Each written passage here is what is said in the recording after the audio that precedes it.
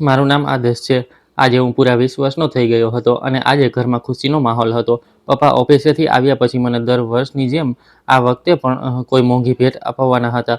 તે કહેતા હતા કે તે મને ખૂબ પ્રેમ કરે છે. તેમણે દર વર્ષે મને જન્મદિવસે મોંઘી જ ભેટ આપી હતી.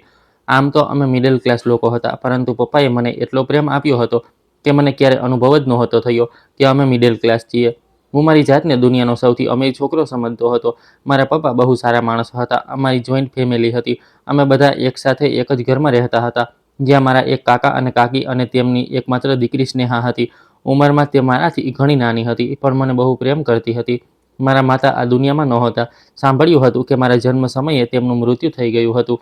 મેં તેમને જોયા હતા, કારણ કે તેમની એક તસવીર અમારા રૂમમાં લાગેલી હતી, જેમાં તે પપ્પા સાથે ઊભા રહીને હસી રહ્યા હતા. મારા પપ્પા કહેતા હતા કે તે મારી મમ્મીને ખૂબ પ્રેમ કરતા હતા અને તે બંનેના લવ મેરેજ થયા હતા. હું ક્યારેક ક્યારેક પપ્પાને તેમના લવ મેરેજ વિશે પૂછવા લાગતો, તો તે મને ટાળી દેતા અને કહેતા કે તું અત્યારે બાળક છે, આ પ્રકારની વાતો તારે ન કરવી જોઈએ. ત્યારે હું ભણી રહ્યો હતો. આગળ મારો ઈરાદો ખૂબ ભણવાનો હતો અને પછી એક દિવસ એક સફળ માણસ બનવાનો હતો. મને મારી જિંદગીમાં હંમેશા મારી માતાની કમી અનુભવાઈ, કારણ કે માતાની કમી તો કોઈ પૂરી કરી જ ન શકે. માતા જેવો પ્રેમ પણ કોઈ ન કરી શકે. આમ તો મારા ઘરમાં મારી કાકી હતી, જેમને હું નાની માં કહીને બોલાવતો હતો, અને તેણે હંમેશા મારી સાથે પોતાની મમતા વ્યક્ત કરી હતી. કારણ કે તેમને કોઈ દીકરો નહોતો, પણ તેમ છતાં મને મારી જ મમ્મી યાદ આવતી હતી.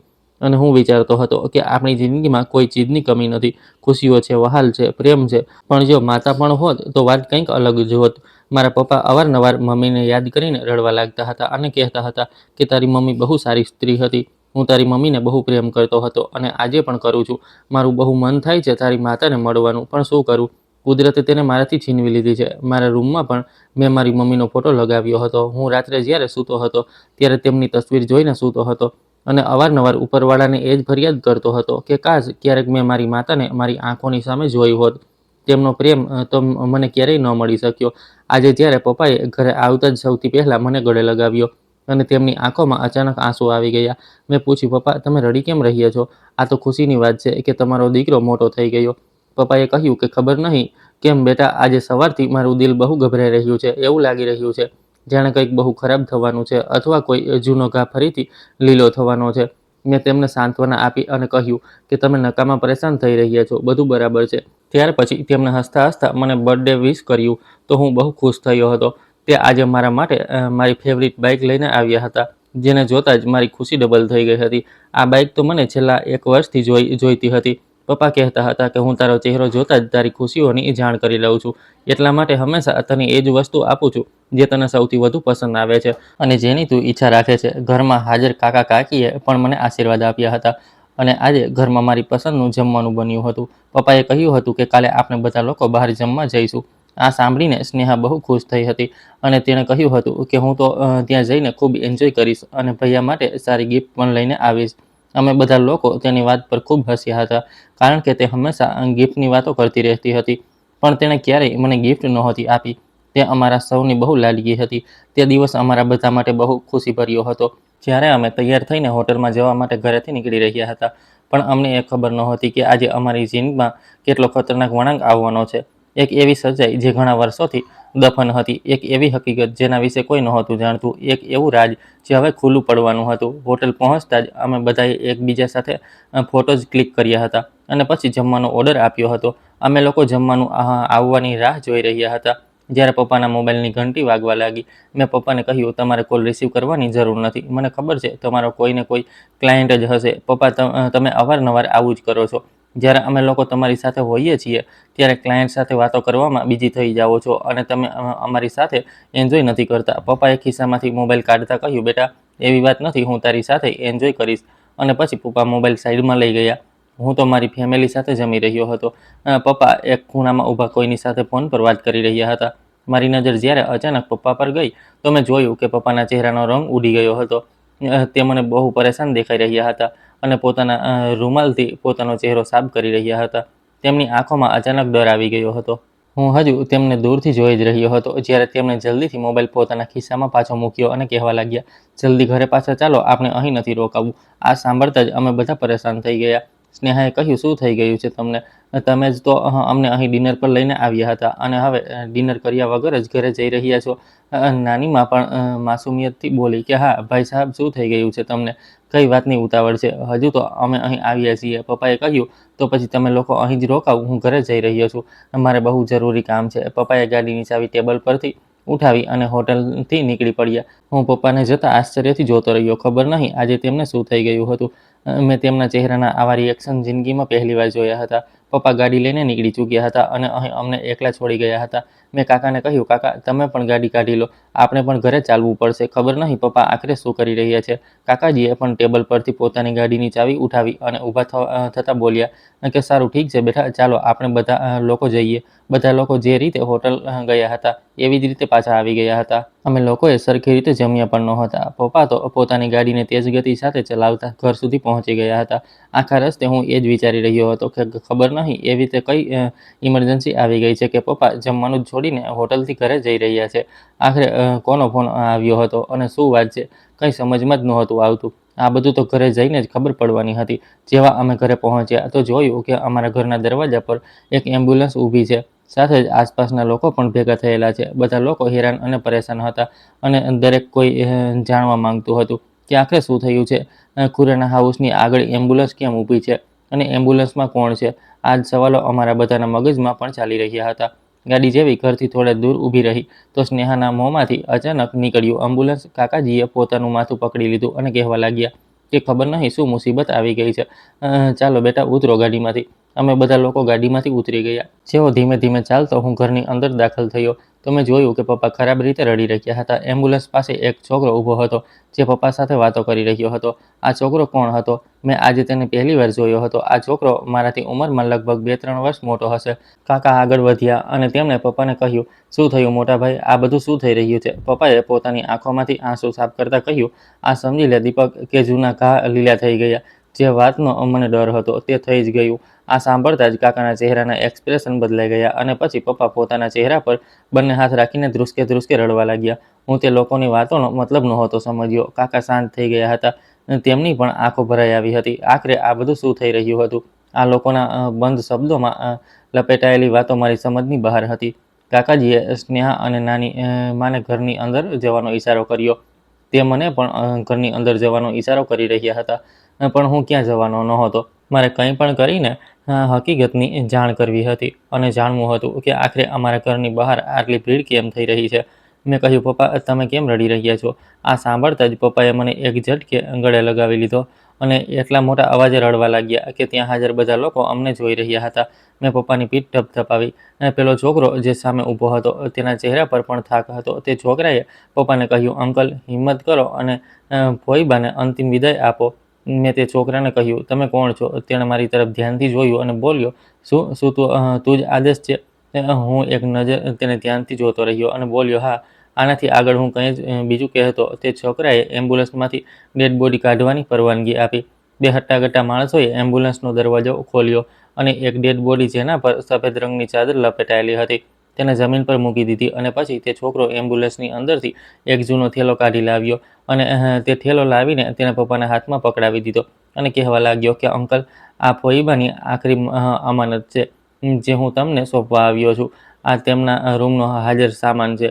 પપ્પાએ તે થેલો પોતાના હાથમાં લઈ લીધો અને ત્યાર પછી તે ધીમે ધીમે નિર્જીવ કદમોથી ચાલતો તે ડેડ બોડી તરફ આગળ વધ્યા.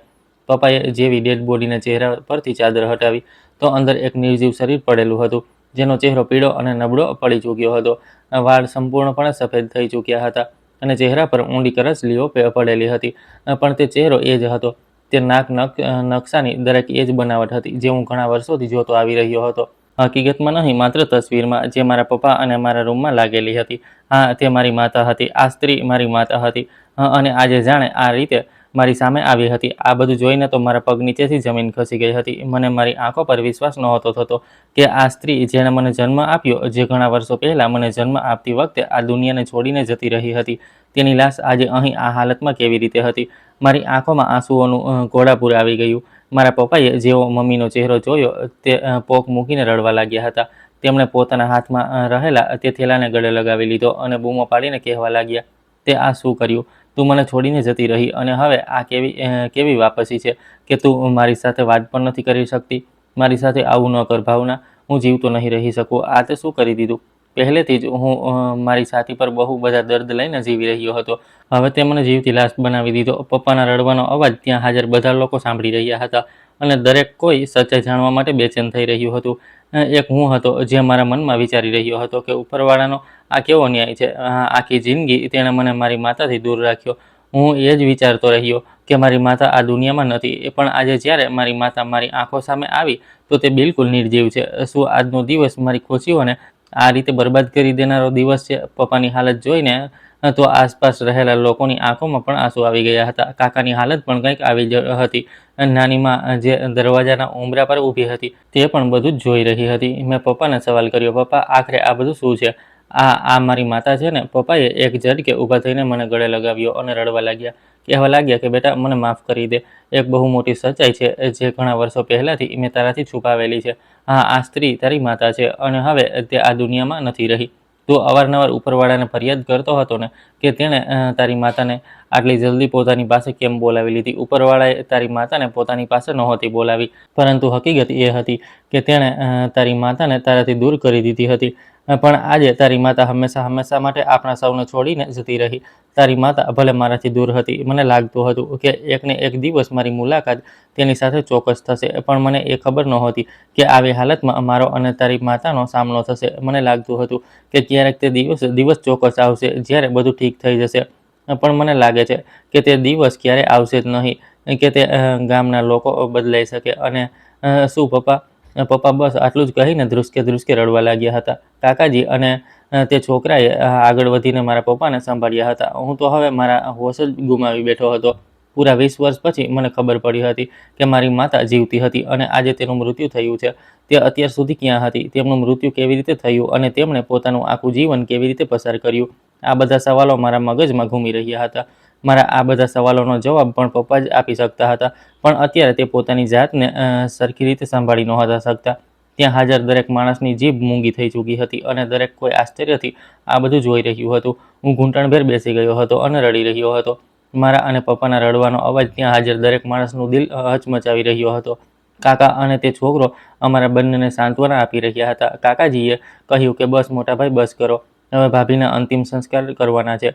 મેં ભારે અને ધ્રુજતા અવાજે કહ્યું, ના, હજુ મમ્મીના અંતિમ સંસ્કાર નહીં થાય. પહેલાં હું બધી સચ્ચાઈ જાણવા માંગુ છું. તમને લોકોને ઉપરવાળાના સોગંદ છે. મને પૂરી વાત જણાવો. આખરે મારી માતા સાથે શું થયું હતું? તે પૂરા 20 વર્ષ સુધી ક્યાં હતી અને કઈ હાલતમાં હતી અને તેમનું મૃત્યુ કેવી રીતે થયું? મેં તે છોકરા તરફ જોઈને પણ સવાલ કર્યો. તેને કહ્યું કે તને મારી મમ્મી ક્યાંથી મળી? તે છોકરાએ એક ઊંડો અને લાંબો શ્વાસ લીધો અને બેહદ ધીમા પણ સ્પષ્ટ અવાજમાં જણાવવાનું શરૂ કર્યું કે આદેશ, તારી માતા મારી ફોઈ છે. હા, મારા પિતાની સગી બહેન. ફોઈબાને મેં મારા બાળપણથી જ અમારા ગામમાં અમારા ઘરની એક કાળી કોઠડીમાં બંધ રહેતા જોયા. હું તારી જેમ શહેરમાં મોટો તો નથી થયો, પણ મારા ગામના લોકોની જેમ અભણ ગમાર નથી. મેં જોયું કે મારા ઘરમાં એક એવી સ્ત્રી રહેતી હતી જે ન તો કોઈની સાથે વાત કરતી હતી અને ન તો તેને મળવાની કોઈને પરવાનગી હતી. હું બાળપણથી લઈને અત્યાર સુધી મારા માતા પિતાને પૂછતો હતો કે આખરે આ કોટડીમાં કોણ છે. તે લોકોએ હંમેશા મને ધમકાવી દીધો અને એ જ કહ્યું કે ક્યારેય ત્યાં જવાની કોશિશ ન કરતો, નહીંતર તારી સાથે સારું નહીં થાય. મેં ઘણીવાર જોવા ચાહ્યું કે આખરે તે કોટડીમાં કોણ રહે છે, પણ દર વખતે મારા દાદા, મારા મમ્મી પપ્પા, મારા કાકા લોકોએ મને તે કોટડીની આસપાસ પણ ભટકવા ન દીધો અને ક્યારેય મને ખબર જ ન પડી કે ત્યાં કોણ છે. પણ જ્યારથી મેં હોશ સંભાળ્યો ત્યારથી મેં એ વિચારી લીધું હતું કે ત્યાં જે કોઈ પણ છે તેની સાથે હું મળીને જ રહીશ. સમયની સાથે સાથે મેં શોધી કાઢ્યું કે તે કોટડીની અંદર તે ઘરની એકમાત્ર અને લાડકી દીકરીને બંધ કરવામાં આવી છે. તેને પ્રેમ કરવાની સજા આપવામાં આવી રહી છે. ઘરમાં જે દિવસે દાદાજીનું મૃત્યુ થયું તે દિવસે પહેલીવાર ફોઈને કોટડીની બહાર કાઢવામાં આવ્યા હતા દાદાજીના શબ પાસે માફી માંગવા માટે. તે દિવસે મને પહેલીવાર ખબર પડી હતી કે આખરે ફોઈબાને અમારા પરિવારના સભ્ય કેમ નથી સમજવામાં આવતા. ફોઈબાને તેમનો પરિવાર જ નહીં પણ તેમનું આખું ગામ પ્રેમ કરવાની સજા આપી રહ્યું હતું. તે સજા જે તે ઘણા વર્ષોથી ભોગવી રહ્યા હતા. મેં બહુ હિંમત કરીને ફોઈબા સાથે વાત કરવાનો નિર્ણય કર્યો હતો.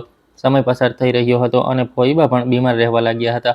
તેમની હાલત હવે એટલી બધી ખરાબ થઈ ગઈ હતી કે તે મોતના દરવાજે પહોંચવા લાગ્યા હતા. હું તેમને મળ્યો હતો. તેમની સાથે વાતચીત કરી હતી. આટલા માટે તેમણે મને જણાવ્યું હતું કે તેમની જિંદગીના દિવસો હવે વધારે નથી, પણ તેમની એક ઈચ્છા છે, અને તે ઈચ્છા એ હતી કે તેમના મર્યા પછી તેમના અંતિમ સંસ્કાર તેમનો પોતાનો દીકરો જ કરે. તેમણે પોતાના ભાઈઓ સામે પણ આ જ શરત રાખી હતી કે તેમની સજા પૂરી થઈ ગઈ છે. તેમના ઘરવાળા જેવું ઈચ્છતા હતા તેમણે તેવું જ કર્યું, પણ તે પોતાના ગામના લોકો અને પોતાના પરિવારવાળાઓના હાથોથી પોતાના અંતિમ સંસ્કાર નથી કરાવવા માંગતા. કાલે સવારે જ્યારે ફોઈબાના અંતિમ શ્વાસ ચાલી રહ્યા હતા, ત્યારે પણ તેમણે મારી પાસે વચન લીધું હતું અને કહ્યું હતું કે પ્રતાપ બેટા, મારી લાશને મારા ઘરે લઈ જજે, મારા પતિ પાસે લઈ જજે, અને મારા રૂમમાં રહેલો સામાન મારા પતિ અને મારા દીકરાને સોંપી દેજે. હું મારા અંતિમ સંસ્કાર મારા પતિ અને મારા દીકરાના હાથોથી કરાવવા માંગુ છું. મારી આ ઈચ્છા તું પૂરી કરજે. હું નથી ઈચ્છતી કે મારો ભાઈ મારી લાશને લઈને શહેર જાય. તું એક એવો માણસ છે જે ગામના લોકોથી બહુ અલગ છે, અને તું મારા પરિવારનો તે સભ્ય છે જેણે મારી તકલીફને સમજી. મેં ફોઈબાને વચન આપ્યું હતું કે હું તમારી અંતિમ ઈચ્છા ચોક્કસ પૂરી કરીને જ રહીશ. ઘરના લોકોનો વ્યવહાર તેમની સાથે બહુ ખરાબ હતો. કોઈ ન તો તેમની સાથે વાત કરતું હતું અને ન તો કોઈ તેમને જોવાનું પસંદ કરતું હતું. બસ ઘરની કોઈ પણ એક સ્ત્રી જે તેમને જીવતા રાખવા માટે ઘરનું વધેલું વાસી ખાવાનું આપી દેતી હતી. મેં કહ્યું, આ બધું તું શું કહી રહ્યો છે પપ્પા? મારી કંઈ સમજમાં નથી આવી રહ્યું. તમે જ મને જણાવો કે આખરે શું સાચું હતું, કારણ કે આ છોકરો જે કંઈ પણ બોલી રહ્યો છે મને સમજ નથી આવી રહ્યું. મમ્મી, આખરે આના પરિવારવાળાઓ સુધી કેવી રીતે ગઈ? જો તે મારી માતા છે તો પછી તે તમારી સાથે કેમ નહોતી રહેતી, અને તમે મારાથી જૂઠું કેમ બોલ્યા કે તે મરી ગઈ હતી? મારી વાત સાંભળીને પપ્પાએ શરમથી પોતાની આંખો ઝુકાવી લીધી અને પછી બહુ હિંમત કરીને બોલ્યા, બેટા, હકીકતમાં હું અને તારી માતા એકબીજાને પ્રેમ કરતા હતા. આ વાત 25 વર્ષ પહેલાંની છે, જ્યારે હું તારી માતાના ગામે મારા એક મિત્રને મળવા માટે જતો હતો. ત્યાંથી મારા અને તારી માતાનો સામનો એકબીજા સાથે થયો હતો, અને પછી અમે બંને એકબીજાને પ્રેમ કરવા લાગ્યા. તે મને બહુ પ્રેમ કરતી હતી અને હું પણ તેને ઇજ્જત સાથે મારી જિંદગીમાં સામેલ કરવા માંગતો હતો. હું જ્યારે તેને ગામે મળવા માટે જતો હતો તો તે ગામના પાછળના હિસ્સામાં આવી જતી હતી. એક દિવસ તેના ગામના કેટલાક લોકોએ તેને મારી સાથે જોઈ લીધી, અને આ અફવા આખા ગામમાં ફેલાઈ ગઈ, અને ગામના લોકોએ અમને મોકા પર જ પકડી લીધા. બીજા દિવસે ગામમાં પંચાયત મળી. હું અને ભાવના એકબીજાની સામે હતા. ભાવનાના પરિવારવાળા પણ ત્યાં હાજર હતા. તેમણે ભાવનાને મારી સામે મારવાની કોશિશ કરી હતી, પણ હું તે બધા લોકો સાથે લડી ચૂક્યો હતો. મેં ગામની પંચાયતમાં બેસીને કહ્યું હતું કે હું મારા પરિવારવાળાઓને અહીં ઇજ્જતથી લઈને આવીશ અને ભાવના સાથે લગ્ન કરીશ. મને લાગતું હતું કે પંચાયત મારા નિર્ણયનું સન્માન કરશે. મારા અને ભાવનાના લગ્ન થઈ જશે, પણ તે લોકોનું કહેવું હતું કે અમારા ગામની પ્રથામાં આવું નથી હોતું. અમારે ત્યાં છોકરીઓ જે છોકરા સાથે લગ્ન કરે છે તેને લગ્ન પછી જ જુએ છે, અને પ્રેમથી લગ્ન કરવાવાળી છોકરીઓને તો અહીં જાનથી મારી નાખવામાં આવે છે. મેં કહ્યું કે ભાવના મને પ્રેમ કરે છે અને હું પણ તેને પ્રેમ કરું છું. આખરે ઇજ્જતથી લગ્ન કરવામાં તો કોઈને કોઈ પ્રોબ્લેમ નહીં હોય, પણ ગામનો કોઈ પણ માણસ આ વાત માનવા તૈયાર જ નહોતો. અને ભાવનાના પિતાએ કહ્યું હતું કે અમે અમારી દીકરીને જાનથી મારી નાખીશું, પણ તેના લગ્ન તારી સાથે નહીં કરીએ. મેં નિર્ણય કરી લીધો હતો કે હું ભાવનાને આ ગામમાંથી લઈને ભાગી જઈશ અને તેને મારી જિંદગીમાં સામેલ કરીને બહુ પ્રેમ આપીશ. મને અને ભાવનાને અલગ કરી દેવામાં આવ્યા. ગામના લોકોએ ભાવનાને ઘરમાં જ કેદ કરવાનો હુકમ આપ્યો અને મને ગામમાંથી કાઢી મૂકવામાં આવ્યો. મારા પર પાબંદી લગાવી દેવામાં આવી હતી. હું ક્યારેય હવે આ ગામ નહીં આવી શકું. તે લોકોને ડર હતો કે જો ભાવનાના લગ્ન મારી સાથે કરાવી દેવામાં આવ્યા તો ગામની બાકી છોકરીઓ પણ એ જ બધું કરશે જેવું ભાવનાએ કર્યું છે. તે લોકો ગામનો માહોલ ખરાબ કરવા નહોતા માંગતા, એટલા માટે તેમણે અમારા બંનેના પ્રેમને દબાવી દીધો. પણ હું એવું નહોતો ઈચ્છતો. મેં નિર્ણય કરી લીધો હતો કે કંઈ પણ થઈ જાય, હું ભાવનાને મારી જિંદગીમાં સામેલ કરીને જ રહીશ. એક રાત્રે બહુ મુશ્કેલીથી હું ગામના પાછળના રસ્તેથી ભાવનાના ઘર સુધી પહોંચ્યો, અને જેમ તેમ કરીને ભાવનાના મારી સાથે ગામમાંથી ભાગીને મારા ઘરે આવી ગઈ હતી. ગામમાં કોઈ પણ નહોતું જાણતું કે મારું ઘર શહેરમાં કઈ જગ્યા પર છે. અહીં લાવીને મેં ભાવના સાથે લગ્ન કર્યા અને તેને મારા ઘરમાં જગ્યા આપી. મારા પરિવારવાળાઓએ તેને સ્વીકારી લીધી હતી. અમે એકબીજા સાથે બહુ બધા સપના જોયા હતા. ભાવનાને પણ એ જ લાગતું હતું કે હવે આપણી જિંદગી એકબીજા સાથે જ પસાર થશે, પણ અમે એ નહોતા જાણતા કે લગ્નના 1 વર્ષ પછી અચાનક અમારી ખુશીઓને કોઈની નજર લાગી જશે અને બધું જ ખતમ થઈ જશે. ભાવનાના ભાઈઓએ મારા ઘરની જાણકારી મેળવી લીધી. તે એક કાળી રાત હતી જે મને આજે પણ યાદ છે. તે 1 વર્ષમાં તું પણ અમારી જિંદગીમાં આવી ગયો હતો અને અમે બંને પતિ પત્ની તારો બહુ ખ્યાલ રાખતા હતા. હજુ તું માત્ર 3 મહિનાનો જ હતો જ્યારે તે રાત્રે 11 વાગ્યાના સમયે અચાનક અમારા ઘરનો દરવાજો જોરથી વાગવા લાગ્યો. જેવો હું દરવાજો ખોલવા માટે આવ્યો તો એક જોરદાર ધક્કો મને વાગ્યો. હું જમીન પર પડી ગયો હતો. મેં નજર ઉઠાવીને જોયું તો ત્યાં હાથોમાં મોટા મોટા દંડા લીધેલા ભાવનાના ભાઈઓ ઊભા હતા. તેમણે મને ગિરેબાનથી પકડી લીધો, મને ખૂબ માર્યો અને કહ્યું કે બતાવ, તે અમારી દીકરીને ક્યાં છુપાવીને રાખી છે. અમે તેને પણ નહીં છોડીએ અને તને પણ નહીં છોડીએ. તે લોકો મને ખરાબ રીતે મારવા લાગ્યા. ભાવના અવાજ સાંભળીને બહાર આવી. તેણે જોયું કે તેના ભાઈઓ મને આટલી ખરાબ રીતે મારી રહ્યા છે કે તે મારો જીવ લઈ લે છે. તે લોકો ઘણા સમયથી અમારા બંનેની તલાશ કરી રહ્યા હતા, પણ જ્યારે તેમને અમારા વિશે ખબર પડી તો તેમણે અમારી જિંદગી બરબાદ કરવાનો નિર્ણય કરી લીધો. ભાવના બૂમો પાડી રહી હતી, મારા પતિને છોડી દો, પણ તેમનામાંથી કોઈ પણ પાછું નહોતું હટી રહ્યું. ત્યારે મારી માતાએ આગળ આવીને બધાને કહ્યું કે તે આ સંબંધ ખતમ કરવા તૈયાર છે. આ સાંભળતા જ તે લોકોના હાથ અટકી ગયા. ભાવનાએ કહ્યું કે હું તમારી લોકો સાથે ગામ ચાલવા માટે તૈયાર છું. હું મારી ભૂલની સજા ભોગવવા માટે તૈયાર છું, પણ પ્લીઝ મારા પતિને છોડી દો. મારા પતિને કંઈ ન કરો. હું આ માણસ સાથે બધા સંબંધો ખતમ કરી દઈશ. તમારા લોકોની સાથે ગામ ચાલીશ. ગામવાળાઓની આગળ માફી માંગી લઈશ, પણ આનો જીવ ન લો. આ સાંભળતા જ તેના ભાઈઓ શાંત થઈ ગયા હતા. મેં ભાવનાને રોકવાની બહુ કોશિશ કરી હતી, પણ તેને એ જ કહ્યું કે મારા ભાઈ અને ગામના લોકો બહુ ખતરનાક છે. જો આજે હું આ લોકોની સાથે ન ગઈ તો આ લોકો તને અને મને, આપણા બંનેને મારી નાખશે. આપણે બંને તો મરી જઈશું, પણ આપણા દીકરાનું શું થશે? તેનો ઉછેર, તેની દેખભાળ કોણ કરશે? તે તો આ દુનિયામાં અનાથ થઈ જશે. એટલા માટે તેનો ઉછેર કરવા માટે, તેનો ખ્યાલ રાખવા માટે કોઈને કોઈ તો હોવું જ જોઈએ. હું જઈ રહી છું હંમેશા માટે આ લોકોની સાથે ગામ પાછી. તું મારા દીકરાનો ખ્યાલ રાખજે. મારા દીકરાને સારો અને સમજદાર માણસ બનાવજે. તેની દરેક ખ્વાહિશ પૂરી કરજે. અને જો ક્યારેય તે પૂછે કે તેની માતા ક્યાં છે તો કહી દેજે કે તે મરી ગઈ છે. હું જીવતે જીવ તો ક્યારેય અહીં નથી આવી શકું, કારણ કે આ લોકો ક્યારેય મને પાછી નહીં આવવા દે. પણ જો હું મર્યા પછી અહીં આવું તો મારા દીકરાને કહેજે કે મારા અંતિમ સંસ્કાર તે પોતાના હાથોથી કરે. ત્યાર પછી તું ઈચ્છે તો મારી હકીકત આપણા દીકરાને જણાવી શકે છે, કારણ કે હું જીવતે જીવ મારા દીકરાને તડપતો ન જોઈ શકું. મારા મર્યા પછી તેને હકીકત ખબર પડશે તો કદાચ ક્યારેય તે પોતાની માતાને ખરાબ નહીં સમજે. આટલું કહીને તારી માતા હંમેશા માટે પોતાના ઘરવાળાઓ સાથે જતી રહી. ત્યાં તેની સાથે બહુ ખરાબ થયું. તેના ઘરવાળાઓએ તેના પોતાના ઘરમાં રહેલી કાળ કોટડીમાં બંધ કરી દીધી અને તેને સજા આપવામાં આવી કે ન તો તે સૂરજ જોશે અને ન ચાંદ જોશે. બસ તે કાળ કોટડીમાં પડી રહેશે, જ્યાં ન તો તેનો કોઈ મિત્ર હશે, ન કોઈ દુશ્મન હશે. તેની એકલતા અને કાળ કોટડીનું અંધારું જ તેનો સાથી હશે. બેટા, તારી માતા બહુ સારી હતી. તેણે આપણા બંને ખાતર પોતાની જાતને કુરબાન કરી દીધી. તે ખબર નહીં કઈ કઈ તકલીફોમાંથી પસાર થઈ હશે, કેટલા દિવસો સુધી ભૂખી રહી હશે, કેટલા સમય સુધી બીમાર રહી હશે અને કેટલા સમય સુધી એકલી રહી હશે. તેના ગયા પછી હું રોજ તને જોઈને જીવતો હતો. હું પણ મરી જવા માંગતો હતો, પણ તારી માતા મને તારી જવાબદારી સોંપી ગઈ હતી. મેં આખું જીવન તારા માટે હસીને પસાર કર્યું છે. બેટા, નહીંતર તને શું ખબર કે તારી માતા વગર મને મારી જિંદગીમાં કંઈ પણ સારું નથી લાગતું. પપ્પાની વાતો સાંભળીને મારી આંખો આંસુઓથી ભરાઈ આવી હતી. આટલી તકલીફ, આટલું દુઃખ, આટલું દર્દ અને આટલો બોજ પોતાની છાતી પર લઈને મારા પપ્પા પોતાની જિંદગી ગુજારી રહ્યા હતા, માત્ર ને માત્ર મારા ખાતર. અને એક જ સ્ત્રી હતી જે આજે ઉપરવાળાને પ્યારી થઈ ચૂકી હતી. તેણે પણ પોતાનો પ્રેમ અને પોતાના દીકરાને બચાવવા માટે પોતાના પરિવારની સજાને સ્વીકારી લીધી. આજે મારું મન કરી રહ્યું હતું કે હું એટલા જોરથી રડું કે આખી દુનિયા સાંભળે. ત્યાં હાજર દરેક માણસ આ આખી વાર્તા સાંભળી ચૂક્યો હતો. દરેક માણસની આંખોમાં આંસુ આવી ગયા હતા. પડોશના જતીન અંકલ કહેવા લાગ્યા કે આજે પણ તે ગામની પરંપરા એવી જ છે કે આજે પણ તે ગામના ગમાર લોકો પ્રેમ કરવાવાળાઓને સજા આપે છે.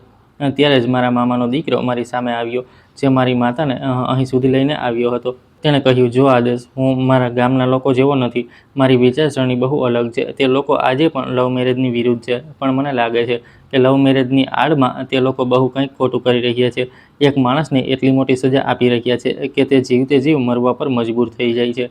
આપણે આપણા ગામના લોકોની વિચારસરણી બદલવી પડશે. જેવી રીતે તારી માતાએ પોતાના પરિવારથી દૂર રહીને ઘૂંટાઈને જિંદગી પસાર કરી છે, એવી કોઈ બીજી માતા પોતાની જિંદગી પસાર ન કરે. મારી આંખોમાં ગુસ્સાની આગ બળી રહી હતી. પછી મારા મામાના દીકરા નીતિને જણાવ્યું કે ફોઈબા તે કોટડીમાં બંધ હતા. ત્યાં તેમનો બીજો પણ સામાન પડેલો છે, પણ જે જરૂરી સામાન હતો, જે મળતા પહેલાં તેમણે મને આપ્યો હતો અને કહ્યું હતું કે મારો આ સામાન મારી સાથે સાથે મારા પતિ સુધી પહોંચાડી દેજે. તે આ થેલો છે. તે સામાન આમ જ રહેલો છે. મેં તે થેલા તરફ જોયું, જે બહુ જ જૂનો હતો, બહુ ગંદો હતો, ન જાણે ક્યારથી ધોવાયો ન હતો. તેનો રંગ પણ ઉડી ગયો હતો. જમાનાની ધૂળ તેના પર જમા થયેલી હતી, જે બૂમો પાડીને મારી માતાના દરેક દર્દની ગવાહી આપી રહી હતી. પપ્પાએ તે થેલાને ધ્યાનથી જોયો, પછી તેમાંથી રહેલા સામાનને બહાર કાઢ્યો. તેમાં એક ચાદર હતી. તે ચાદર જ્યારે પપ્પાએ પોતાના હાથમાં લીધી તો તે તેને જોઈને ફરીથી રડવા લાગ્યા. પપ્પાએ કહ્યું કે આ તો એ જ ચાદર છે જે આખરી વાર તારી માતા અહીંથી ઓઢીને ગઈ હતી.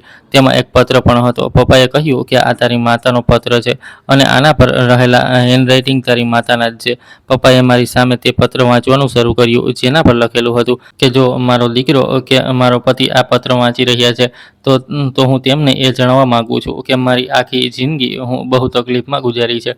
હું હંમેશા એ જ વિચારતી રહી છે કે એક દિવસ એવો આવશે જ્યારે આ લોકોના દિલમાં દયા આવી જશે અને આ લોકો મને મુક્ત કરી દેશે.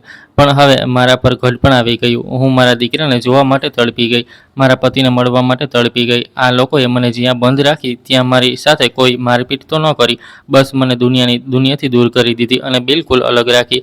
પણ હું એ જ કહેવા માંગીશ કે મને એકલતા બિલકુલ પણ અનુભવાઈ નથી, કારણ કે હું આ અંધારા રૂમમાં બેસીને મારા દીકરા આદેશને રોજ યાદ કરું છું કે આજે તે કેટલો મોટો થઈ ગયો હશે, આજે તે શું વાત કરતો હશે.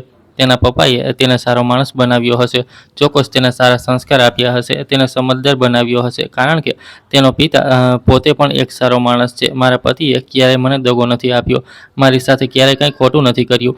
જો હું મારા પતિ સાથે રહેતી તો મારું જીવન સારું પસાર થઈ શકતું હતું.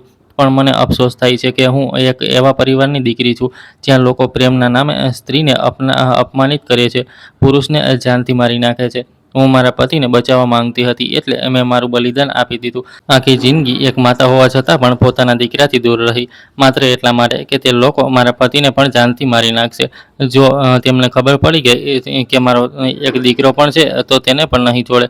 હું તમારા બંનેને બહુ પ્રેમ કરું છું. કદાચ જ્યારે તમારા લોકોને મારો આ પત્ર મળે ત્યારે હું જીવતી ન રહું, પણ મારા આશીર્વાદ અને મારી ખુશીઓ હંમેશા તમારા બંને માટે રહેશે. આ શબ્દો મારા દિલને અંદર સુધી વીંટી ગયા હતા. મેં ધ્રુજતા હાથોથી તે પત્ર પકડ્યો અને ચીસ પાડીને રડી પડી. મેં મારી માતાની લાશને જોઈને કહ્યું કે માં, હું તે લોકોની વિચારસરણીને બદલીને રહીશ. હું તે ગામ ચોક્કસ જઈશ અને તે લોકોને એ અહેસાસ ચોક્કસ અપાવીને રહીશ કે તેમણે એક દીકરાને તેની માતાથી આખી જિંદગી જુદો રાખ્યો.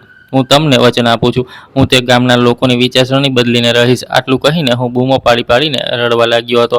પપ્પા અને કાકાએ મને સાંભળ્યો અને બોલ્યા, બેટા, હવે ઊભો થા. હવે આ બધી વાતોનો સમય નથી. હવે તારી માતાને અસલી જગ્યા સુધી પહોંચાડ. તારે તારી માતાની આખરી ઈચ્છા પૂરી કરવાની છે. તારે તેમના અંતિમ સંસ્કાર કરવાના છે. ત્યાર પછી ક્યારે દિવસ ઉગી ગયો ખબર જ ન પડી. તે રાત મને જિંદગીની સૌથી નાની રાત લાગી રહી હતી. અમારું આખું ઘર સન્નાટા અને ગમમાં ડૂબેલું હતું. દરેક માણસ આવતો અને પોતાના આંસુ વહાવીને જતો રહેતો. એક એક કરીને માતાની અંતિમ વિદાયની પ્રક્રિયા શરૂ થઈ અને પછી તેમની નનામીને કાંધ આપ્યા પછી તેમની ચિતાને આગ આપીને મેં મારી જવાબદારી પૂરી કરી દીધી. પણ હજુ એક બીજું કામ હતું જે મારા માટે કરવું બહુ જરૂરી હતું. ઘરમાં સંપૂર્ણપણે સન્નાટો છવાઈ ગયો હતો. બધા લોકો જઈ ચૂક્યા હતા અને અમે બધા ઘરવાળાઓ મોં લટકાવીને બેઠેલા હતા. માતાનો સામાન જે નીતિન લઈને આવ્યો હતો તેના પપ્પાએ સાચવીને પોતાના રૂમમાં રાખી દીધો હતો. તે મારી માતાની આખરી નિશાની હતી. તે તેને પોતાનાથી દૂર કરવા નહોતા માંગતા. હવે મેં નિર્ણય કરી લીધો હતો કે હવે મારે તે કદમ ઉઠાવવું છે જે કદાચ હું ક્યારેય ન ઉઠાવી શકતો. નીતિન તો માતાના અંતિમ સંસ્કાર થયા પછી જ જતો રહ્યો હતો, પણ જતાં પહેલાં તેણે મને પોતાનો નંબર આપી દીધો હતો. મેં મારો મોબાઈલ ઉઠાવ્યો અને નીતિનને કોલ કર્યો. પહેલી જ રિંગ પર તેણે મારો ફોન ઉપાડી લીધો હતો. મેં કહ્યું, હું તમારા ગામ આવવા માંગુ છું. હું તે જગ્યા જોવા માંગુ છું જ્યાં મારી માતાને તડપતી છોડી દેવામાં આવી હતી. હું તે ઘરમાં જવા માંગુ છું જ્યાં મારી માતાને જાનવરોથી પણ બદતર જીવન આપવામાં આવ્યું હતું. નીતિને મને ફોન પર ગામનું એડ્રેસ જણાવી દીધું હતું અને તેણે કહ્યું હતું કે તું અહીં આવી શકે છે. જો કોઈ મુસીબત આવે છે તો હું તારી સાથે ઊભો છું. આખરે તું મારો કઝિન છે. હું તારી મદદ કરીશ, કારણ કે હું પણ મારા પરિવારની વિરુદ્ધ છું. મને પણ આ લોકોના નિર્ણયો પસંદ નથી.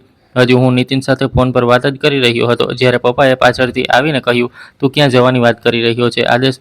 મારા કાન પર મોબાઈલ લાગેલો હતો. હું એવી કન્ડિશનમાં પાછળ ફર્યો અને પપ્પાની આંખોમાં આંખો નાખીને કહેવા લાગ્યો, પપ્પા, હું જનકપુર ગામ જઈ રહ્યો છું. એ જ ગામ જ્યાં ક્યારેક તમે જતા હતા અને જ્યાં તમને મારી માતા સાથે પ્રેમ થયો હતો.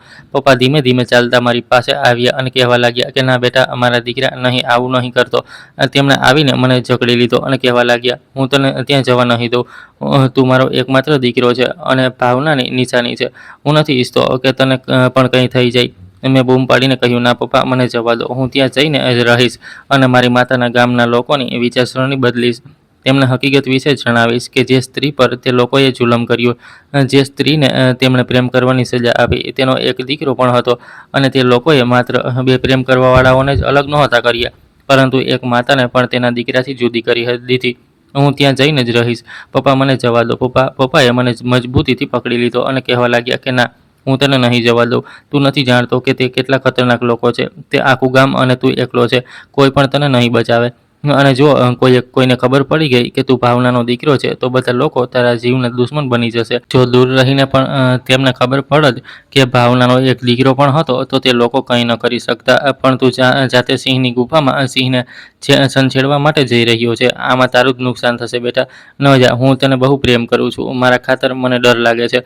એક દિવસ જેવી રીતે તારી માતા મને છોડીને જતી રહી અને ક્યારેક પાછી ન આવી, ક્યાંક એવું ન થાય કે તું પણ ક્યારેક પાછો ન આવે. મેં કહ્યું, ના પપ્પા, તમે તમારા દીકરા પર ભરોસો કરો. શું તમે એ જ ઈચ્છો છો કે તે ગામના આગળ પણ આવું જ બધું ચાલતું રહે? પપ્પા, તે લોકોને જાગૃત કરવા આપણી જવાબદારી છે.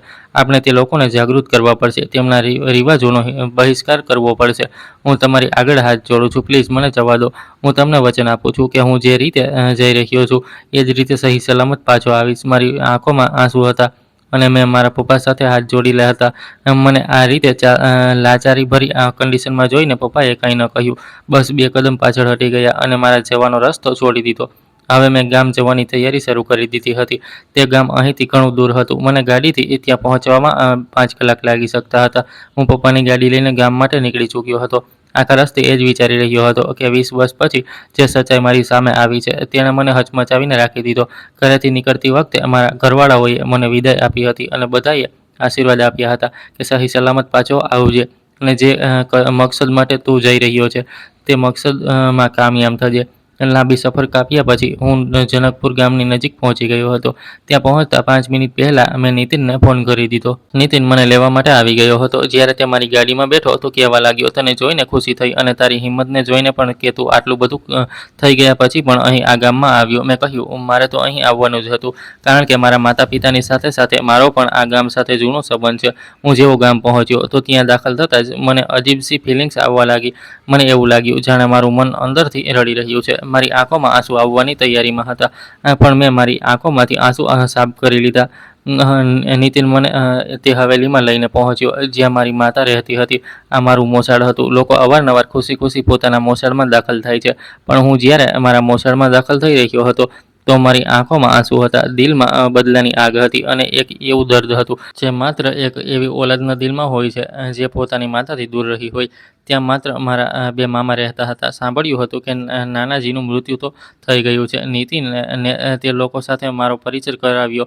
નીતિને તેમને એ નહોતું જણાવ્યું કે હું તેમની બહેનનો એકમાત્ર દીકરો છું, પરંતુ તેણે એ જણાવ્યું હતું કે હું તેની સાથે શહેરમાં ભણનારો તેનો મિત્ર છું અને ગામમાં ફરવા માટે આવ્યો છું. તે લોકોએ મારું સ્વાગત કર્યું અને કહ્યું કે બેટા, અહીં આરામથી રહે. કોઈ ચીજની જરૂર હોય તો તકલીફ ન લેતો. અમને જણાવી દેજે. આ લોકો બહારથી કેટલા દયાળુ દેખાઈ રહ્યા હતા, જ્યારે અંદરથી આ બહુ જ કઠોર હતા. રાત્રે જ્યારે બધા લોકો સૂઈ ગયા તો નીતિન મને તે કાળકોટરીમાં લઈ ગયો જ્યાં મારી માતા બંધ રહી હતી. હું જેવો ત્યાં દાખલ થયો તો મને એવું લાગ્યું જાણે હજુ પણ મારી માતા અહીં પર હાજર છે. અહીં બધું અંધારું હતું. નીતિને બહારથી એક નાની બારી ખોલી તો ત્યાં થોડીક રોશની થઈ ગઈ. મેં જોયું કે ત્યાંની દિવાલો પર ભેજ હતો. એક ખૂણામાં તૂટેલો ખાટલો પડ્યો હતો. એક તરફ એક માટલું અને એક જૂનો ગ્લાસ રાખેલો હતો. જમીન પર 2-3 ફાટેલા જૂના કપડાં પડ્યા હતા અને એક નાનકડી પેટી રાખેલી હતી. હું ધીમે ધીમે ચાલતો તે પેટીની નજીક ગયો અને મારા ધ્રુજતા હાથોથી તે પેટીને ખોલી તો તેની અંદર એક ડાયરી રાખેલી હતી. નીતિને મને જણાવ્યું કે ન તો અહીં પહેલાં કોઈ આવતું હતું અને ન તો ફોઈબાના ગયા પછી અહીં કોઈ આવે છે, કારણ કે આ જગ્યા તે લોકો માટે બિલકુલ નકામી હતી. તો પછી અહીં કોઈ કેમ આવે? મેં તે ડાયરી લઈ લીધી અને પછી ધીમે ધીમે તેને વાંચવાનું શરૂ કર્યું. હું ત્યાં જ જમીન પર બેસી ગયો અને ડાયરીને બહારથી આવતી રોશનીની ધીમી રેખામાં જોઈને વાંચવા લાગ્યો, જેમાં મારી માતાની આખી દાસ્તાન લખેલી હતી. કદાચ તેમણે અહીં એકાંતમાં પોતાનો સમય પોતાના જૂના સમયને યાદ કરીને જ પસાર કર્યો હતો. આખી ડાયરીમાં મારા પપ્પા અને તેમના પ્રેમના કિસ્સા લખેલા હતા. આ ડાયરી બૂમો પાડીને એ વાતની ગવાહી આપતી હતી કે મારી માતા મારા પપ્પાને બહુ પ્રેમ કરતી હતી. એક સૌથી સારી વાત એ પણ હતી કે આ ડાયરીમાં સાફ શબ્દોમાં મારી માતાએ પોતાના નામની સાથે એ પણ લખેલું હતું કે તેમના ગામવાળાઓએ તેમના પર કેટલો જુલમ કર્યો છે અને તેમણે કેવી રીતે પોતાના દીકરા અને પોતાના પતિને છોડીને અહીંની સજાને સ્વીકારી. માતાએ સાથે એ પણ લખ્યું હતું કે મારો સાથ અહીંની પંચાયતના સરપંચજીએ પણ ન આપ્યો. અહીંનો દરેક માણસ આ વાત બહુ સારી રીતે જાણતો હતો કે મારો પતિ મારી સાથે લગ્ન કરવા માંગતો હતો. આ લોકોએ મને પોતાના રીતિ રિવાજો હેઠળ દબાવી દીધી અને જ્યારે હું ગામમાંથી ભાગી ગઈ તો 1 વર્ષ પછી બળજબરીથી શહેર જઈને મારા પતિ સાથે મારપીટ કરી, જેને બચાવવા ખાતર હું અહીં આ લોકોની સજા ભોગવવા માટે ચૂપચાપ આવી ગઈ. આ ડાયરી મારા માટે એક નક્કર પુરાવો હતી, જેમાં મારી માતાએ પોતાના હેન્ડરાઇટિંગમાં આ આખા ગામની અને પોતાના પરિવારવાળાઓના જુલમની વાર્તા લખી હતી. મેં આ ડાયરીને મારી પાસે સાચવીને રાખી લીધી હતી, કારણ કે હવે આ જ ડાયરી મારા માટે એક પાકો પુરાવો બનવાની હતી. હવે મેં નિર્ણય કરી લીધો હતો કે મારે થોડા દિવસ અહીં રહીને અને પુરાવા એકઠા કરવા પડશે. મેં નીતિનને પૂછ્યું કે મારે અહીંના સરપંચને મળવું છે. નીતિને કહ્યું, સરપંચજી તો આ દુનિયામાંથી જઈ ચૂક્યા છે, પણ હવે તેમનો દીકરો છે જે તેમની જગ્યાએ સરપંચ બનેલો છે. મેં નીતિન સાથે મળીને મારી માતાની ડાયરીના દરેક પાનાની એક કોપી બનાવી હતી. મને કેટલાક સાક્ષીઓની પણ જરૂર હતી. નીતિનનું કહેવું હતું કે જ્યારે મારી માતા સાથે આ બધું થયું હતું ત્યારે તે બહુ જ નાનો હતો, એટલે તેને સરખી રીતે પણ કંઈ યાદ નથી. તેને મારી માતામાં રસ તો ત્યારે આવ્યો હતો જ્યારે તેણે હોશ સંભાળ્યો હતો અને જ્યારે તે કાળકોટડી તરફ રમવા માટે જતો હતો. તેના માતા પિતા તેને ધમકાવી દેતા હતા કે ત્યાં ન જતો. ત્યારથી જ તેણે નિર્ણય કર્યો હતો કે તે જોશે કે કાળકોટડીમાં કોણ છે. પણ મારા મગજમાં આઈડિયા આવ્યો કે હજુ પણ ગામમાં કેટલાક લોકો એવા હાજર છે જે તે સમયે બાળકો હશે અને તેમણે પોતાની આંખોથી કંઈક ને કંઈક તો જોયું જ હશે. નીતિનને પણ કંઈક ખબર નહોતી, કારણ કે ઘરના લોકોએ તેને કંઈ જણાવ્યું નહોતું અને ન તો નીતિને આ બધું જાણવાની હિંમત ક્યારેય કરી હતી, કારણ કે તેના ઘરવાળા હંમેશા તેને ધમકાવી દેતા હતા. તેને બધી હકીકત પોતાની ફોઈના મોઢેથી જ સાંભળી હતી અને તે હિંમત કરીને પોતાના ઘરવાળાઓ સાથે લડાઈ ઝઘડો કરીને પોતાની ફોઈની અંતિમ ઈચ્છાને પૂરી કરવા માટે તેમનો શહેર લઈ ગયો હતો. મારી માતાના મરી ગયા પછી તેમના ભાઈઓએ રાહતનો શ્વાસ લીધો હતો અને હંમેશા માટે પોતાની બહેનને ભૂલાવી દીધી હતી. એટલે તેમણે નીતિનને ઘરે આવ્યા પછી કંઈ ન કહ્યું અને કહ્યું કે જે કંઈ પણ થયું તેને એક ખરાબ સપનું સમજીને ભૂલી જાઓ. આ લોકો ખરાબ સપનું સમજીને બધું ભૂલી શકતા હતા, પણ હું નહીં. મારે મારી માતાને ન્યાય આપવો હતો. મારે આ ગામની રીત બદલવી હતી. મેં ધીમે ધીમે ગામના લોકો સાથે ઓળખાણ વધારવાની શરૂ કરી અને વાતોમાં તેમને મારી માતાનું નામ લઈને વાતો પૂછવાની કોશિશ કરી. મારી માતાની વાર્તા વિશે આખું ગામ જાણતું હતું, પણ કોઈ પણ પોતાનું મોં ખોલવા માટે તૈયાર નહોતું, કારણ કે તેમને ડર હતો કે જૂનો વગદાર પરિવાર આજે પણ તેમને નુકસાન પહોંચાડી શકે છે. પણ મેં હવે આ લોકો સાથે મક્કમ વાત કરવાનો નિર્ણય કરી લીધો હતો. મને એક માણસ મળ્યો જેને મેં મારી માતા વિશે પૂછ્યું. દરેક કોઈની જેમ તે પણ મને કંઈ જણાવવા નહોતો માંગતો, પણ જ્યારે મેં તેને નકામી વાતો ન કરીને માત્ર એ સવાલ પૂછ્યો, જો તમારી દીકરી સાથે પણ આ જ બધું થયું હોત તો શું તમે ત્યારે પણ ચૂપ રહેત? હું જાણું છું કે હવે જમાનો બદલાઈ ગયો છે, તે 20 વર્ષ જૂની વાત છે, પણ સજા તો મારી માતાને અત્યાર સુધી આપવામાં આવી હતી ને. જો આ બધું તમારી બહેન દીકરી સાથે થશે તો શું તમને લોકોને સારું લાગશે? ધીમે ધીમે મેં ત્યાંના લોકો સાથે વાતચીત કરવાની શરૂ કરી અને તે લોકોને એ જ અહેસાસ અપાવ્યો કે જે કંઈ ભાવના સાથે થયું એ જ બધું જો તમારી બહેન દીકરી સાથે થશે તો શું તમે લોકો ખામોશ રહેશો કે દરેક માણસ પોતાની દીકરીને સજા આપશે? ગામના લોકો અંદરો અંદર ચર્ચા કરવા લાગ્યા હતા અને કહેતા હતા કે આ કોણ છે જે ભાવના વિશે પૂછે છે. હવે મારે આગળનું કદમ ઉઠાવવું હતું, જેમાં નીતિને મારો પૂરો સ્વાથ આપ્યો. મેં જિલ્લાના અદાલતમાં કેસ દાખલ કરાવ્યો હતો. ગામના લોકોને લાગતું હતું કે આ ગામના કોઈ એવો માણસ નહીં આવે જે તેમના ફાલતુ રીતિ રિવાજો વિરુદ્ધ અવાજ ઉઠાવશે, પણ મારી પાસે પુરાવા હતા અને પુરાવાઓના આધારે કોઈ વ્યક્તિને ગેરકાયદેસર રીતે કેદ અત્યાચાર ગુજારવામાં આવ્યો હોય કે સામાજિક રીતે બહિષ્કૃત કરવામાં આવ્યો હોય તો તેની તપાસ થઈ શકે છે. તપાસ શરૂ થઈ ચૂકી હતી. ડાયરીના લખાણની પણ પુષ્ટિ થઈ ચૂકી હતી. ધીમે ધીમે જૂના સરકારી રેકોર્ડ પણ નીકળી ગયા હતા અને હવે ગામમાં ડરનો માહોલ બની ગયો હતો કે આખરે પોલીસ અહીં કેમ જવાનું કરી રહી છે. પોલીસ કેમ ગામ આવીને જગ્યાની તપાસ કરી રહી છે. હું માત્ર કોર્ટ સુધી ન ગયો, પરંતુ મેં મારી માતાની વાર્તાની ડોક્યુમેન્ટરી પણ બનાવવાનો નિર્ણય કરી લીધો. મેં મારી માતાની વાર્તાને સોશિયલ મીડિયા પર અપલોડ કરી દીધી, જેને હવે આખો દેશ વાંચી રહ્યો હતો. ગામના લોકો હવે ગભરાવા લાગ્યા હતા. મારા મામાજીને પણ મારા પર શંકા થવા લાગી હતી. મારા આ કદમથી ગામના યુવાનોમાં બદલાવ આવવા લાગ્યો હતો. પંચાયત થવા પર હવે ગામના યુવાનો પહેલીવાર પંચાયત વિરુદ્ધ ઊભા થવા લાગ્યા હતા. પોલીસવાળાઓએ મારી પૂરી મદદ કરી હતી. એક બીજો પુરાવો તે એ હતો કે જ્યારે પપ્પા અને મમ્મીને એકસાથે અહીં પકડવામાં આવ્યા હતા ત્યારે પપ્પાને ગામમાંથી કાઢતા પહેલાં તેમણે મને જણાવ્યું હતું કે ગામમાં પંચાયત બેઠી હતી, જેમાં પંચાયતે મારી માતા અને પપ્પાને અલગ કરવાનો નિર્ણય લીધો હતો.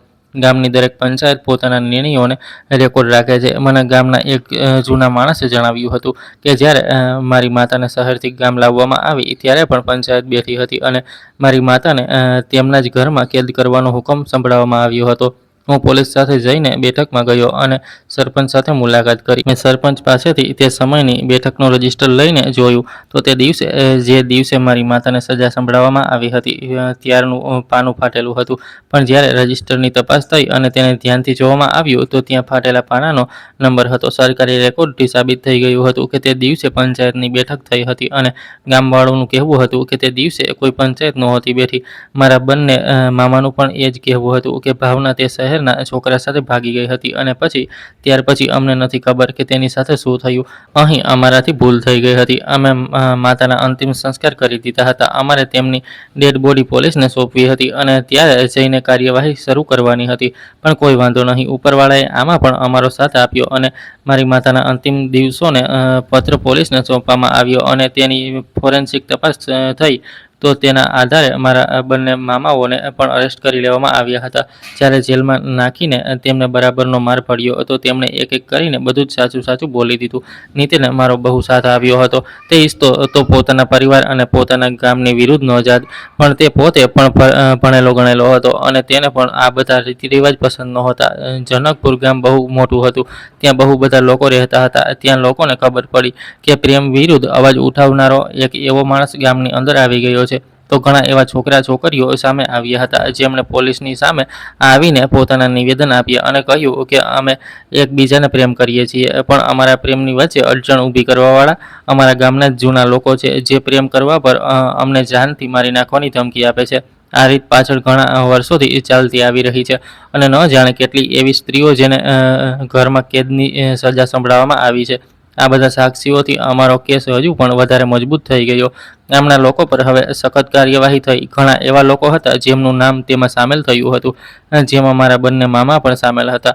ગામનો સરપંચ પણ સામેલ હતો, ગામના જમીનદાર પણ સામેલ હતા અને ગામના એવા ઘણા બધા સુબેદાર હતા જેમણે પ્રેમ કરવાવાળાઓને અલગ કરી દીધા હતા. તે બધાને અરેસ્ટ કરી લેવામાં આવ્યા અને જેઓ ગુજરી ગયા હતા તેમના પરિવારવાળાઓને શિખામણ આપવામાં આવી હતી કે ભવિષ્યમાં તેઓ આવી ભૂલ ન કરે. મેં કોઈને મારીને નહીં, કોઈને સજા અપાવીને નહીં, પરંતુ મારી માતાના આખરી અવાજને આખા ગામની નવી વિચારસરણી બનાવી દીધી. લોકોને મારી માતાની વાર્તા બહુ પસંદ આવી હતી. ન જાણે કેટલા મીડિયા રિપોર્ટ અને પોલીસ કર્મી ત્યાં આવ્યા હતા અને ગામના લોકો સાથે વાતચીત કરી હતી. ગામના લોકોએ ધીમે ધીમે પોતાની ભૂલ માની લીધી હતી અને તેમનું કહેવું હતું કે હવે પછી તેઓ પ્રેમ કરવાવાળાઓને અલગ નહીં કરે, કારણ કે પ્રેમ કરવો પાપ નથી, પરંતુ પાપ તો નફરત કરવી હોય છે. પ્રેમને આ લોકોએ નફરતોનું રૂપ આપી દીધું અને આ નફરતની આડમાં ન જાણે કેટલા ઘર બરબાદ કર્યા હતા. સમય પસાર થતો ગયો અને પછી એક સમય એવો આવ્યો જ્યારે લગભગ ગામના બધા લોકોએ પોતાની ભૂલ માની લીધી હતી. મેં ગામના બધા લોકોની સામે એક દિવસ મારી માતાનો તે પત્ર વાંચ્યો જે તેમણે મરતા પહેલાં મારા અને મારા પિતાજી માટે લખ્યો હતો. અને ત્યારે જ આ સચ્ચાઈ બધાની સામે ખુલી કે હું ભાવનાનો દીકરો છું. એ જ સ્ત્રીનો દીકરો જેને પોતાના દીકરા અને પોતાના પતિને છોડીને પોતાના ગામવાળાઓની સજાને સ્વીકારી અને પોતાના ગામ અને પરિવારની ઇજ્જતને વધારી દીધી. આટલું જ નહીં, તે ઘરડી થઈ ગઈ. ઘણા વર્ષો પસાર કરી દીધા પણ સજાને કાયમ રાખી, કારણ કે તેના માટે હવે સજા કોઈ અર્થ નહોતી રાખતી. તે તો બસ હંમેશા પોતાના દિલમાં પોતાના પતિ અને પોતાના દીકરાના પ્રેમને જીવંત રાખેલી હતી. ગામના ચોકમાં ઊભા રહીને જ્યારે મેં તે લોકોને મારી માતાના હાથોનો લખેલો તે અંતિમ સમયવાળો પત્ર વાંચીને સંભળાવ્યો તો એક એક માણસની આંખોમાં આંસુ આવી ગયા અને દરેક માણસને એ અહેસાસ થયો હતો કે ભાવનાએ માત્ર પોતાના પ્રેમને કુરબાન નહોતો કર્યો, પરંતુ પોતાની મમતાને પણ કુરબાન કરી દીધી હતી. આ ગામની રીતે કેટલું બધું બદલી દીધું. આજે તે લોકોની આંખો ખુલી હતી. હું કદાચ મારી માતાને ન્યાય અપાવવામાં સફળ થઈ ગયો હતો, કારણ કે ધીમે ધીમે બધા લોકોએ પોતાની ભૂલ માની લીધી હતી. મારા મામાજીએ પણ પોતાની ભૂલ માની લીધી હતી.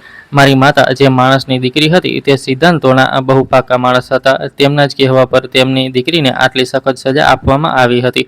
પછી તે પણ આ દુનિયામાંથી ચાલ્યા ગયા. દીકરાઓએ પણ એ જ કર્યું જેવું પિતાએ કહ્યું હતું, પણ હવે તેમની આગળ પણ સંતાન હતા. જ્યારે તેમને એ અહેસાસ થયો કે જો ભવિષ્યમાં ક્યારેય તેમની દીકરીઓ સાથે પણ આવું થયું તો પછી તેમને કેવું લાગશે. એટલે તે લોકો આ બધા રીતિ રિવાજો ખતમ કરવા પર મજબૂર થઈ ગયા અને મારી માતાને તે ગામની સૌથી સહનશીલ સ્ત્રીનું નામ આપી દેવામાં આવ્યું. હું જ્યારે મારી માતાને ન્યાય અપાવીને ગામવાળાઓની વિચારસરણીને બદલીને મારા ઘરે પાછો ફર્યો તો મારા પિતાએ મને ગર્વથી ગળે લગાવી લીધો અને કહ્યું હતું કે બેટા તે એ કરી બતાવ્યું જે કદાચ હું પણ ન કરી શક્યો. જો હું અવાજ ઉઠાવતો તો કદાચ મારી ભાવના આજે મારી સાથે હોત અને ગામવાળાઓની વિચારસરણી બદલાઈ ગઈ હોત. પણ મારી અંદર તારા જેવો જુસ્સો નથી. આજે તે સાબિત કરી દીધું કે તું તારી માતાનો જ દીકરો છે.